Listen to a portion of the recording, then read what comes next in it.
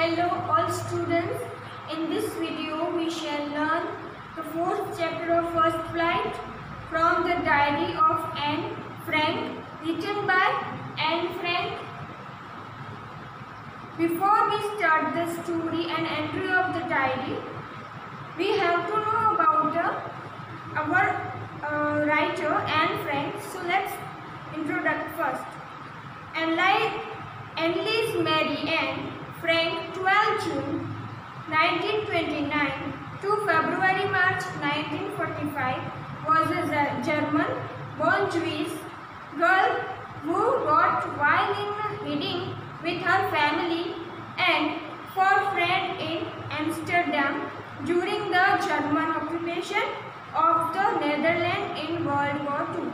जब world war II में Netherland और जर्मन पे जब हमला हुआ था और जर्मन पे जो है हिटलर का राज था, तब क्या हुआ था, तब वहाँ पे सारे ज्यूइश लोग थे, उनको मतलब कि मार देते थे, उन पर बहुत सारा अत्याचार करते थे। तब क्या था कि जो ये हमारी जो एन फ्रैंक है वो ज्यूइश थी और जर्मन में रहती थी। अब ये जब वर्ल्ड वॉर II चल रहा था तो वो अपनी फैमिली के साथ वहाँ से जर्मन से नेदरलैंड जाती है, बिकॉज के जर्मन में ज्यूइश लोगों को मार दिया जाता था या उनको निकाल दिया जाता था। तो वो छुपने के लिए नेदरलैंड गई थी, कहाँ पे, एम्स्टर्डम में। Her family had moved to Amsterdam after the Nazis gained power in Germany, but were trampled where Nazi occupation extended into the Netherlands. As persecutions against the Jewish population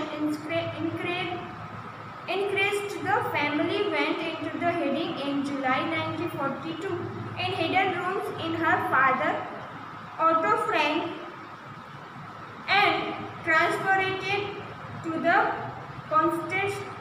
concentration camp system where Anne died. Her father, Otto, the only survivor of the group, returned to the Amsterdam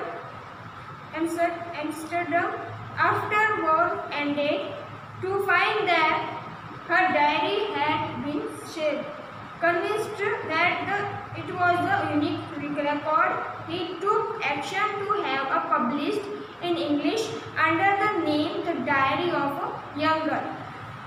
अब वो सब लोग मतलब कि Nazis से छुपने के लिए ज्यूइश लोग और इनकी जो फैमिली थी एन फ्रैंक की, वो बहुत जगह पे मतलब कि नेदरलैंड में एम्स्टर्डम में छुपी हुई थी। फिर उन लोगों को जो है कॉन्सेंट्रेशन कैंप में वहाँ पे उनको ट्रांसफ़र कर दिया गया, मतलब वहाँ पे छुपाया गया। तब क्या होता है, एन फ्रैंक की जो है वो उनकी वहाँ पे डेथ हो जाती है। उनसे पहले उनकी जो बहन होती है बड़ी, उनकी डेथ हो जाती है। उनके पापा ही थे ओटो, सिर्फ वो एक ही थे जो अभी तक सरवाइव कर रहे थे, मतलब वही एक जिंदा बच्चे थे। फिर वो वापस आते हैं जब, तो उन्हें क्या मिलती है, एन की डायरी मिलती है और वो एन की डायरी को जो है वो पब्लिश करवाते हैं और उनकी डायरी का नाम क्या लिखते हैं, the diary of a young girl. तो यहाँ पे जो diary of a young girl है, हमारा चैप्टर का जो ये हमारा चैप्टर है उसका एक पार्ट है, उस डायरी की एंट्री है जो यहाँ पे एन फ्रैंक ने लिखी हुई वो दी गई है। The diary was given an Anne Frank for her 13th birthday and chronicles the event of the life from 12 June 1942 until the final entry of 1st August 1944. It was eventually translated from its original Dutch into many languages and become one of the world's most widely read books. अब यहाँ पे उन्होंने जो ये diary थी वो Dutch language में लिखी थी। अब बहुत सारे जो है वो लैंग्वेज में इनका ट्रांसलेट हुआ इस डायरी का। अब बहुत ही ज़्यादा ये जो है बुक है वो सेलर में गई थी, मतलब कि बहुत ज़्यादा लोगों ने ये पढ़ी हुई है। It's a best seller book in the world. There have also been several films, television, theatrical productions, even an opera. अब इन पे बहुत सारी टेलीविजन फिल्म्स बनी है, ओपेराज बनी है और थिएट्रिकल प्रोडक्ट्स भी बने हैं। Based on the diary described it as the work and mature and insightful made, a diary provides an intimate examination of a daily life under Nazi occupation, and Anne Frank has become one of the most renowned and discussed of the Holocaust victim. Holocaust victim means क्या होगा? लाश का साक्षी होना, मतलब कि जो वहाँ पे जो नाजी थे, वहाँ की जो सिचुएशन थी, मतलब कि जो ह्यूमन्स पे अत्याचार हो रहे थे और उन्हें मारा जा रहा था बेरहमी से, उनकी एक विक्टिम के रूप में उन्होंने ये जो डायरी में है बहुत कुछ ऐसा लिखा है। तो ये हॉलोकास्ट विक्टिम है एक तरह से। अब हमारी जो हमारा चैप्टर वो हम स्टार्ट करते हैं। So let's begin the story. Writing in the diary is a really strange experience for someone like me. Not only because I have never written anything before, but also because it seems to me that later on neither I nor anyone else will be interested in musing of the 13-year-old school girl. Oh well, it doesn't matter. I feel like writing. And I have an even greater need to get all kinds of things off my chest. यहाँ पे word है musing. Musing का means क्या होगा? Musing is a period of reflection और thought. और दूसरा है जो यहाँ पे दिया गया है कि kinds of things of my chest. इसका मतलब क्या होगा? ऑल काइंड्स ऑफ थिंग्स का मतलब होगा to express something that has been worrying you and that you have wanted to say। अब यहाँ पे जो वर्ड है जो इन दोनों का बोला है कि वो बोलती है स्टार्टिंग में ही कि जो ये एक्सपीरियंस है डायरी लिखने का, वो उनके लिए बहुत ही ज़्यादा न्यू था, मतलब कि स्ट्रेंज उन्हें फील हो रहा था। जब उन्होंने डायरी लिखने के बारे में सोचा या फिर डायरी लिखना स्टार्ट की तब उन्हें बहुत ज़्यादा स्ट्रेंज फील हो रहा था। Not only because I have written anything before, उन्होंने पहले बहुत कुछ लिखा था, पर जो डायरी है उन्हें इसलिए स्ट्रेंज लग रही थी। क्यों स्ट्रेंज लग रही थी? उन्हें लग रहा था कि कोई है, क्यों कोई भी 13-year-old गर्ल की जो स्कूल गर्ल है उसमें उसकी इवेंट्स में इंटरेस्ट लेगा और पढ़ेगा। इसलिए उन्हें ये जो लिखना है, सारे उनके थॉट्स थे या फिर उन्होंने जो फील किया था वो लिखना उन्हें थोड़ा स्ट्रेंज लग रहा था। Oh, well, it doesn't matter. I feel like writing. I have an even greater need to get all kinds of things my chest. अब उन्हें जो ये अपने सारे थिंग्स थे, फीलिंग्स थे, उन्हें कहीं पे मीन्स के उन्हें लिखने का जो है डायरी लिखने का जब मन होता है तब उन्हें क्या होता है? उनकी सारी फीलिंग्स होती है या फिर उनके अंदर जो थॉट्स होते हैं उन्हें बाहर निकालना था किसी भी तरह से। तो वो क्या भी चुनती हैं? डायरी का। Paper has more patience than people. अब यहाँ पे वो क्या कहेंगे? पेपर है जो मोर पेशेंट देन पीपल, यानी कि पीपल से जो हमारे जो लोग होते हैं उनसे ज़्यादा तो पेपर मतलब कि शांत होता है, पेशेंट होता है, उसमें धीरज होता है, वो हमारी सारी बात सुनता है और हम उसमें कुछ भी लिख सकते हैं, कैसे भी लिख सकते हैं, कभी भी लिख सकते हैं। और पीपल्स क्या होते हैं? मतलब कि लोग वो इतना उन्हें पेशेंट नहीं होता है कि वो हमारी बात सुने, ध्यान से सुने और उसे अंडरस्टैंड करें, यानी कि समझे। तो पीपल और यहाँ पे पेपर का कंपैरिजन किया है जिसमें पेपर को ज़्यादा पेशेंट बताया है। I thought of this saying on one of those days when I was feeling a little depression and was sitting at home with my chin in my hands before and listless wondering whether to stay in or out. I finally stayed where I was boarding. अब boarding का means क्या होगा? Boarding means होगा engage in deep thought about something.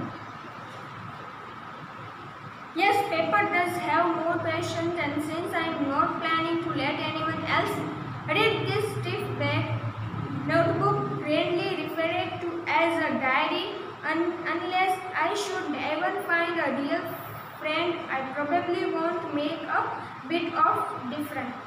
यहाँ पे क्या बात कर रहे हैं? एन फ्रैंक कह रहे हैं कि पेपर ज़्यादा पेशेंट होता है, पीपल से ज़्यादा पेशेंट होता है। और वो कहती हैं कि वो एक दिन बैठी होती हैं और अपने चिन पे हाथ रख के बैठी होती है और सोच रही होती है, बहुत ही ज़्यादा गहरी सोच रही होती है। और उन्होंने क्या जो है उन्हें बोर फील हो रहा था, उन्हें थोड़ा सा वरीड भी फील हो रहा था, सैड भी फील हो रहा था। तब वो अपने चिन पे हाथ रख के बैठी हुई थी और वंडरिंग वेयर स्टे हुआ, और वो सोच रही थी कि क्या मुझे घर पे ही रहना चाहिए या फिर मुझे कहीं बाहर घूमने जाना चाहिए, जिससे मेरा जो मूड है या फिर मेरा जो बोर हो रही हूँ वो थोड़ा सा फ्री हो जाऊँ, फ्रेश हो जाऊँ। इसलिए I finally start when was boarding. Yes, paper present है। और फिर वो क्या सोचती है, अचानक से उन्हें थॉट आता है और वो क्या कहती है कि हाँ पेपर ज़्यादा बेसिक होता है और उस पर आप कभी भी कुछ भी लिख सकती हो। और वो ऐसा चाहती थी कि अभी उनकी कोई डायरी है वो पढ़े नहीं।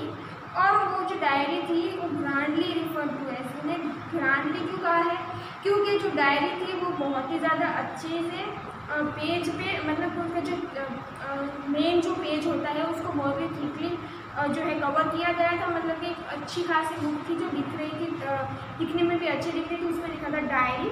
और वो ऐसा डायरी क्यों लिखती है, वो इसका रीज़न क्या बताती है, वो बताती है कि उनके पास कोई रियल फ्रेंड नहीं है जिनके साथ वो अपनी सारी जो है वो कहती है कि उनकी जो रियल फ्रेंड नहीं है कोई, वो जिनके साथ सब कुछ शेयर करे, तो वो डायरी को ही अपनी फ्रेंड बनाएगी और उनके साथ सब कुछ शेयर करेंगी। And now I am back to the point that prompted me to keep a diary in the first place. I don't have a friend. अब वो डायरी को फर्स्ट प्लेस देती है बिकॉज उनके पास कोई रियल फ्रेंड नहीं था जिनके साथ वो सब कुछ शेयर कर सके। Let me put it more clearly, since no one will believe that 13-year-old girl is completely alone in this world, and I am not. अब वो क्या कहती हैं कि लेट मी पुट और मोर क्लियरली, वो क्लियरली यहाँ पे बताना चाहती है कि ऐसा कोई नहीं होगा जो बिलीव करेगा कि 13 ईयर गर्ल है, 13 साल की जो लड़की है वो एकदम अलोन है। और हाँ, वो अलोन नहीं थी। I have a loving parents and 16-year-old sister, and there are about 13 people I can call friend. I have a family, loving aunts and a good home. No one surface I seems to have everything except my one true friend. अब यहाँ पे वो कहती है कि उनके पास बहुत अच्छी फैमिली थी, उनकी एक बहन थी, लविंग पेरेंट्स थे और बहुत सारे आंट और अंकल्स थे और बहुत सारे फ्रेंड्स भी थे जिन्हें वो फ्रेंड्स कह सकती थी, पर कोई रियल फ्रेंड नहीं था जिनके साथ वो सब कुछ शेयर कर सके। ट्रू फ्रेंड वो नहीं था, उनके साथ वो सब एंजॉय करती थी, बातें किया करती थी, पर जो अपने अंदर की फीलिंग्स है, सैडनेस है या फिर कोई और भी वरीड है वो उनके साथ शेयर नहीं करती थी। All I think about when I am with my friend having a good time, वो गुड टाइम अपने फ्रेंड के साथ अच्छा टाइम जो है स्पेंड करती थी, इंजॉय करती थी। I can't bring myself to talk about anything but ordinary everyday things. We don't seem to be able to get any closer, and that's the problem. Maybe it's my fault that don't confide to each other. Confide means क्या होगा? Confide means to tell personal things private to personal that one trust. किसी पे trust करके कोई भी कुछ भी अपना पर्सनल होता है वो शेयर करना। तो वो क्या कहती है यहाँ पे कि शायद उनका ही कोई फॉल्ट होगा, क्योंकि वो उनका ही गलती है कि वो किसी के साथ शेयर नहीं कर पाती है, किसी पे ट्रस्ट नहीं कर पाती। And unfortunately there are not able to change, this is why I started the diary. और इस वजह से उनमें अपने कोई चेंज नहीं ला सकती है, इसकी तो वो नेचर है उनका, और इस वजह से उन्होंने डायरी लिखना स्टार्ट किया। To enhance the image of this weighted friend in my imagination, I don't want to jot down the facts this diary में। अब जो आगे की स्टोरी है हम नेक्स्ट वीडियो में पढ़ेंगे। अब तक की स्टोरी यहीं तक रखेंगे। तब तक के लिए हैव अ नाइस डे।